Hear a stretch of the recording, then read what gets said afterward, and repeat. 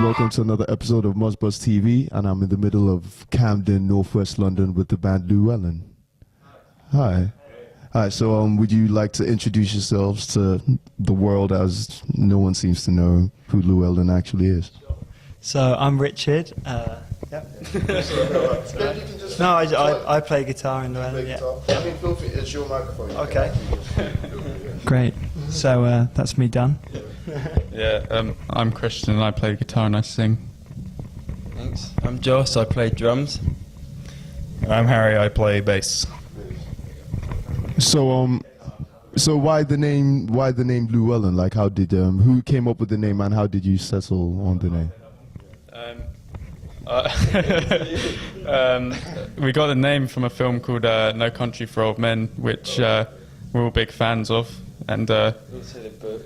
yeah, there's a book by Cormac McCarthy, and I watched the film and I read the book actually, and I thought, oh, that'd be a good name for a band. So that's how we came up with it. It's obviously a misspelling on the actual name, which is obviously the old Lawrence Llewellyn Bowen kind of way, but we tried to stay clear of that. Yeah, it didn't look very good on paper to spell it properly, so we went for the our own spelling of it, phonetic spelling. I mean, poetic justice, right? How did you arrive at like your sound? Like, how long did the journey take from like when the band first got together till now? Well, like Christian and I had sort of been playing in a couple of different bands for a little while. Like we changed a lot. We like did a lot of different things. Like we kind of had a little sort of folky stage, and then we did like the indie thing, and you know, it just over time, it just kind of, you know, we changed the line up a little bit, and I guess, I don't know, just over time, it started falling into place, like songwriting wise, because I mean, it sort of worked. Christian would like sort of come up with the basis of the songs, and then we kind of work it together.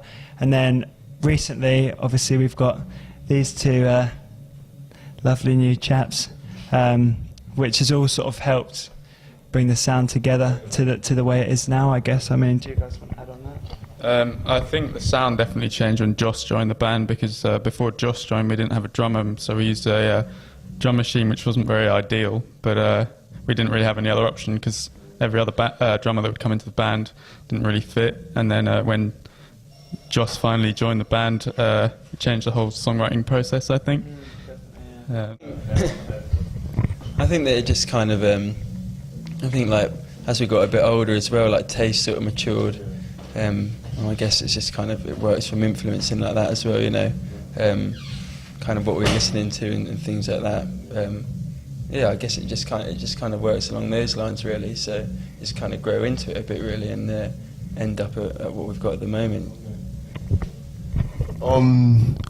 The band Sonic Youth happens to like pop up every time you know, your name kind of popped up. I mean, when I was like doing research into you anyways, why the comparison, and who would you like to be compared to if you want to be compared to anyone at all? Well, I'll take that. Pico and I are big fans of the band Sonic Youth. We like the way they kind of created their own.